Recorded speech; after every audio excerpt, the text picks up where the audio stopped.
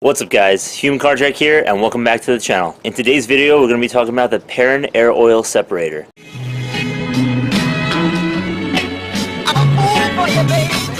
To be honest, this is a mod I should have put on a long time ago because with these direct injection motors, they do tend to build up a lot of carbon and a lot of oil deposits into the intake manifold, so this is definitely going to help with reducing that. So if you guys saw the last video, you saw with the bore scope camera footage how dirty the inside of the intake valves were, and we used a little bit of CRC to kind of clean it up. So this is going to help reduce any further deposits of carbon. I think after we get it installed, because today we're going to be going to an installer to do it because it's kind of over my head, I'm not exactly sure how to do it.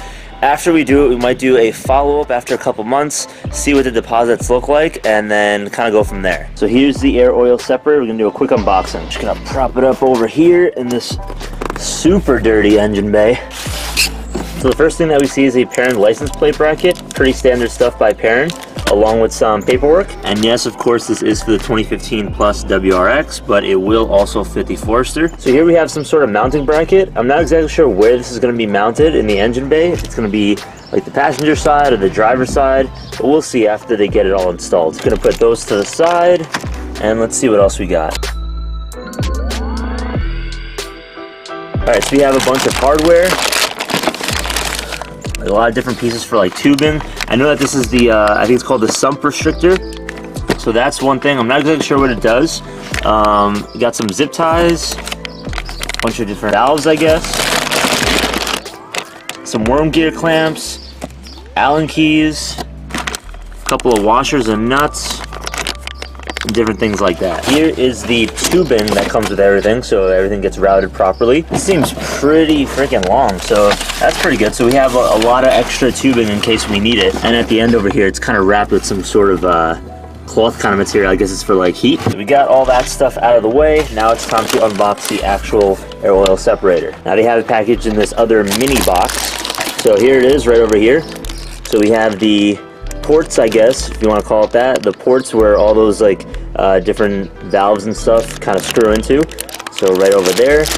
Then we have, I think this is where the mounting bracket goes. This is where I think you can like open it up. I'm not sure. I'm actually, don't quote me on any of this. I'm just kind of looking at it right now. So yeah, pretty nice color. I like the finish. I decided to get it in red to kind of make this engine bay pop a little bit. So yeah, so we're gonna head over to Long Island right now. There's a shop there called MRP Built. They're going to take care of it for us. And then I'm going to show you guys the aftermath, show you how they mounted it up and how they got it all installed and how the end product is supposed to look. Alright, let's get going.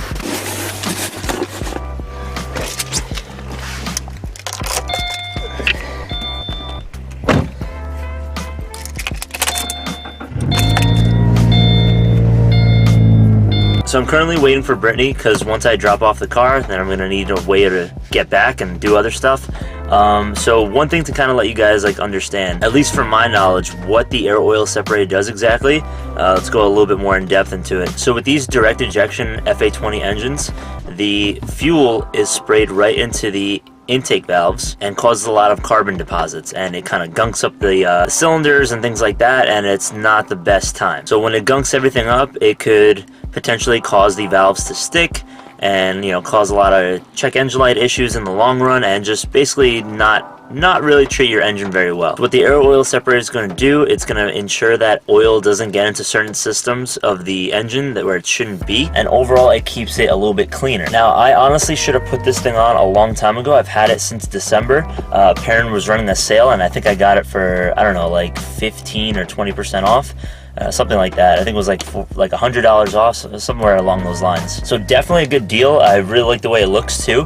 I know that there are other air oil separators out there by like IAG and like Crawford, but you know, this was a great price, so I thought why not. Now a common issue with some of these air oil separators that I hear about is that in extreme cold weather, they do tend to kind of freeze up like some of the lines. So the manufacturers typically recommend that you do allow extra time for your cars to heat up. Now I do that anyway whenever it's cold out, so that shouldn't be a problem. So what I'm thinking, in order to get the best data and results possible to so we can know like how well this thing is working. I want to see if this shop or any other shop in my area, or because honestly I can't do it by myself, I would like to do walnut blasting. If you guys don't know what walnut blasting is, it's basically a process where they take walnut shells and blast them into your intake valves, and that is the best way to really just get rid of all the carbon deposits. I've seen before and after pictures of the process recorded on different types of cars, like not only Subarus but like Mini Coopers and things like that, all over YouTube, and the results are insane. Like you see like a day and night difference. The intake valves look brand new, as if it's like a brand new car, like they haven't even been touched. So I'm thinking that after we get the air oil separator installed,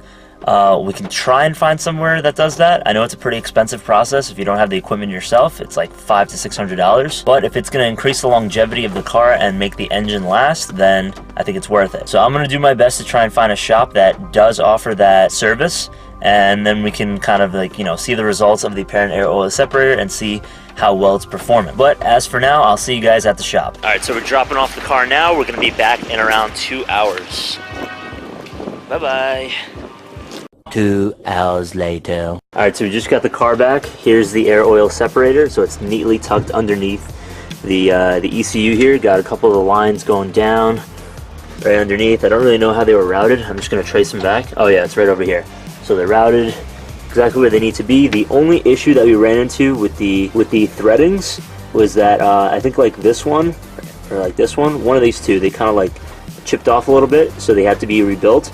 So the threading should be good. Hopefully they don't leak. I think they should be just fine. And as far as the intake, the clearance is pretty good too. If I ever need to put the heat shield on, which I'm probably going to do this summer, I'm going to put it, I think it goes like around this way, so it shouldn't be any issues. I can just tuck these cables or these hoses kind of back over there, and it should be just fine.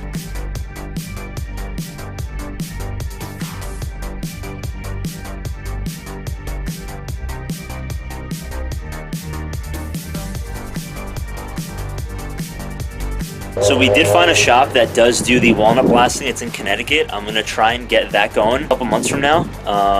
And then we'll basically have like a nice little template. So after it gets blasted and all cleaned up, the intake valves will be nice and clean, and then we can see maybe like 5,000 miles after that, 5,000 to 10,000 miles after we do the walnut blasting, how well of a job the air oil separator is doing. So we would have to put the bore scope camera into the intake valves once again, just to see you know, how clean the intake valves are after the walnut blasting, and if they're still clean, then we know that this thing is doing a really good job. So guys, if you have any questions, comments, or concerns, feel free to leave them down below. Follow my build on Instagram as well. I'm going to leave the link in the description and even on screen right now. And yeah, I hope you guys subscribe, and I'll see you soon. Take care now. Peace. All right, let's get going.